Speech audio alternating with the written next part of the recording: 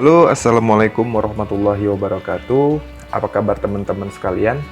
Semoga dalam keadaan sehat dan yang sakit diangkat penyakitnya, dilimpahkan dan dimurahkan rezekinya, serta yang terutama selalu dalam lindungan Allah Subhanahu wa Ta'ala. Nah, di video kali ini, tadi pada awalnya sebenarnya saya itu mau berbagi video gitu, mau berbagi informasi tentang membuat pakan atau mengolah sayur limbah yang dari pasar, kemudian saya proses menjadi pakan ayam. Cuman setelah saya record panjang dari proses awal penyortiran sayuran, karena kan sayuran dari pasar itu nggak semuanya fresh, nggak semuanya bagus gitu, meskipun sayur limbahan. Cuman kan ada yang benar-benar masih bagus, kemudian ada yang udah berair atau udah membusuk, itu saya pisahkan. Yang udah agak membusuk atau berair itu saya buang, dan yang saya ambil itu yang benar-benar masih layak lah gitu. Kemudian saya cuci, saya potong-potong, dan saya rebus untuk kasih makan ayam. Cuman setelah saya record sekian panjang, setelah selesai saya lihat filenya nggak ada sama sekali gitu. Mungkin korup atau apalah filenya dan sebagainya macamnya, cuman ya udahlah. Dan akhirnya yang ke-record tentang aktivitas mindahin anak ayam, kemudian memberikan sekam gergaji atau sekam yang dari mebel untuk alas anak-anak ayam tersebut yang baru saya pindahkan. Nah, kebetulan hari ini saya itu baru aja ngambil sekam gergaji dari mebel 2 karung. Yang tujuannya memang pada awalnya dari beberapa hari sebelumnya untuk dijadikan alas anak-anak ayam yang baru saya pindahkan. Jadi kalau mungkin teman-teman nonton di video sebelumnya, ada 35 ekor anak ayam yang berusia belum 1 bulan, dan sekarang genap 1 bulan lebih. Itu saya sortir, saya pisahkan yang bobotnya udah mulai 6 on, 5 on, itu saya gabungkan, totalnya ada 23, dan selebihnya itu saya pisah. Sebenarnya metode ini saya lakukan, saya kasih sekam gergaji ini tujuannya supaya ayam-ayam ini tetap hangat, yang pertama. Yang kedua itu tetap bersih gitu ya. Mungkin ya kotorannya tercampur sama sekam gergaji, cuman kan dia cepat kering. Kemudian ini pergantian rutin sekam ini saya lakukan maksimal itu 1 minggu sekali. Ya sekiranya udah agak-agak lengket tapi nggak bau ya, itu saya ganti. Makanya di sini saya bikin kandang itu pakai karpet lagi, tujuannya supaya bisa dimasukkan sekam gergaji untuk alas tidur si ayam-ayam tersebut. Ya tujuannya supaya mendapatkan kehangatan ketika malam, kemudian badannya tetap bersih dan nggak tercampur sama amoniaknya.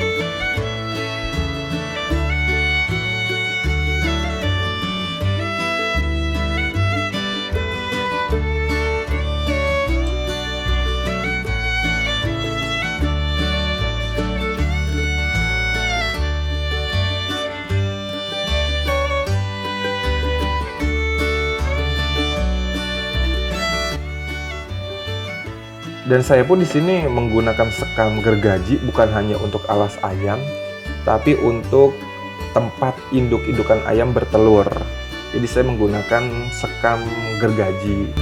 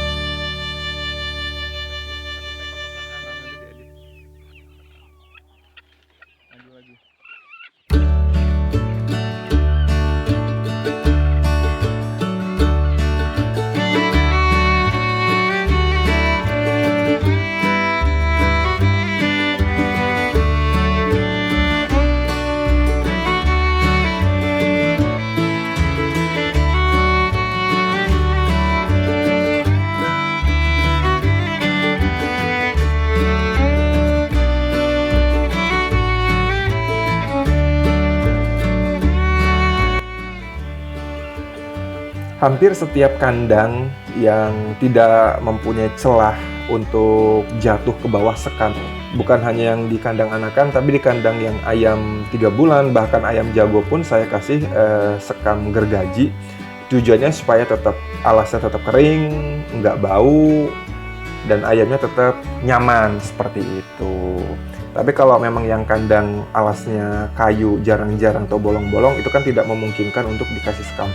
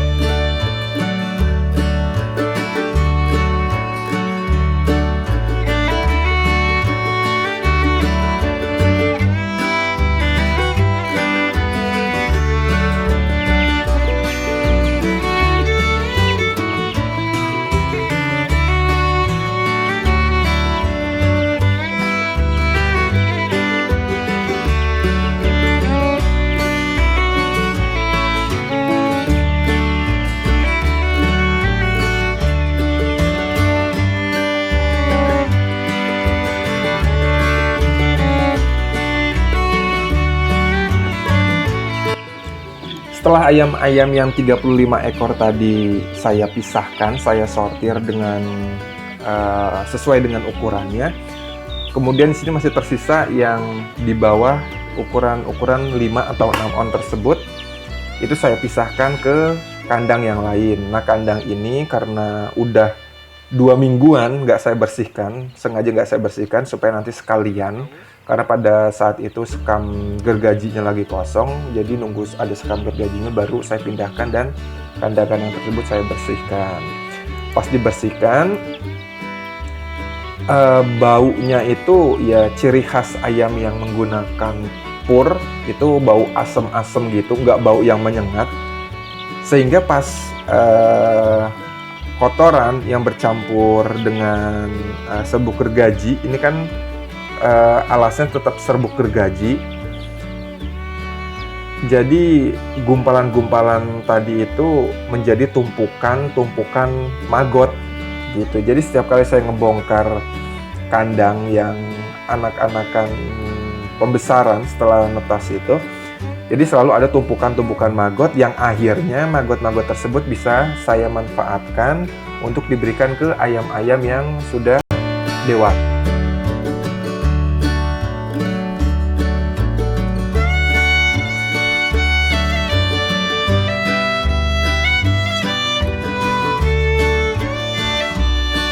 Yang saya lakukan selanjutnya yaitu membersihkan kandang yang tadinya sebagai tempat tinggal ayam-ayam tersebut.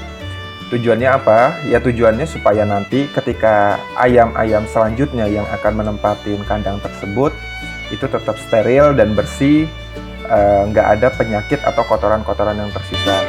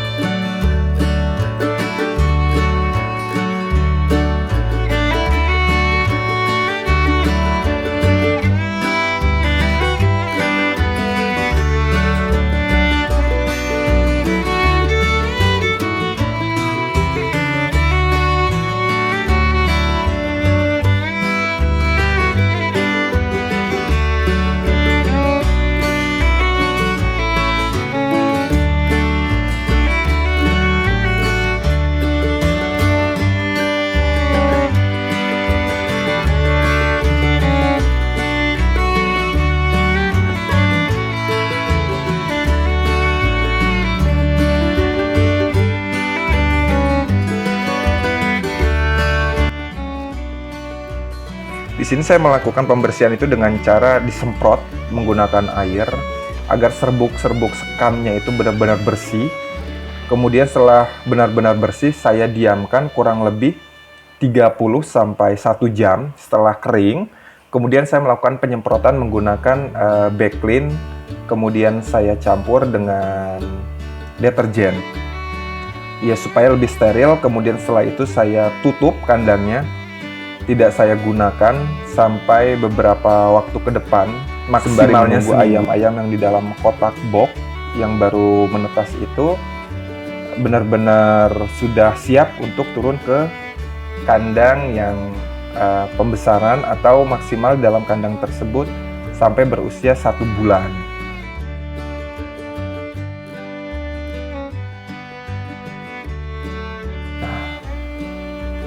Setelah melakukan beberapa aktivitas tersebut, kemudian sayur atau limbah yang dari pasar yang udah saya rebus tadi benar-benar matang dan sudah saya dinginkan, barulah saya campurkan menggunakan dedak.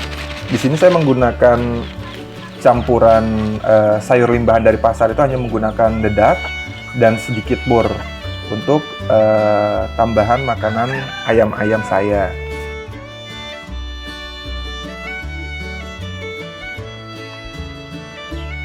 Ini biasanya saya lakukan pada jam 4 atau jam 5 sore menjelang ayam-ayam itu istirahat lah, supaya nanti pas ketika malam hari dia bisa istirahat dengan tenang dalam keadaan perut kenyang.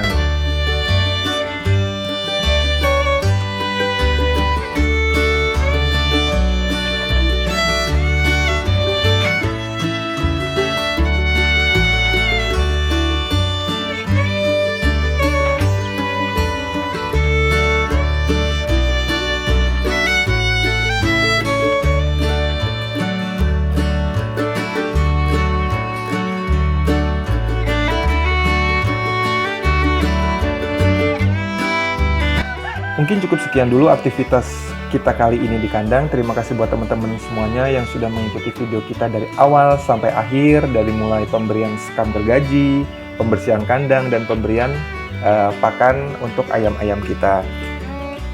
Nah, kemudian kalau ada teman-teman di luar sana yang berpikir, kenapa sih kandangnya nggak layak?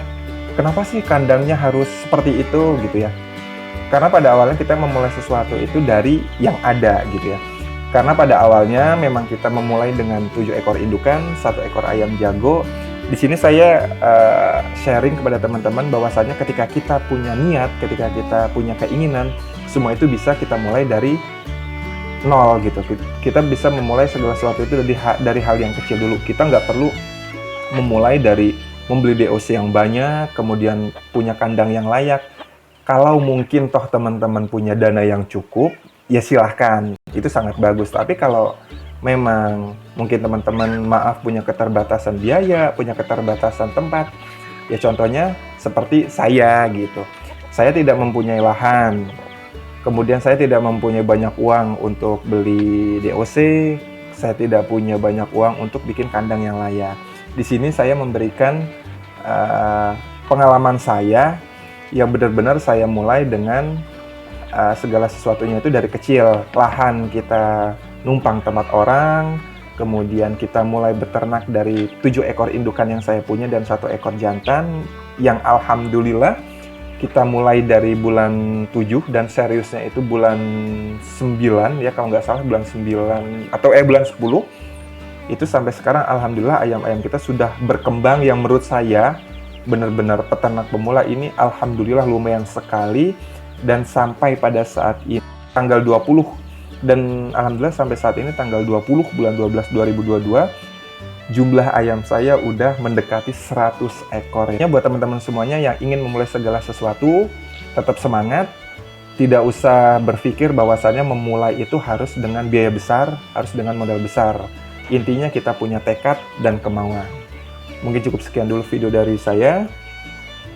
Mohon maaf kalau banyak kekurangan. Assalamualaikum warahmatullahi wabarakatuh.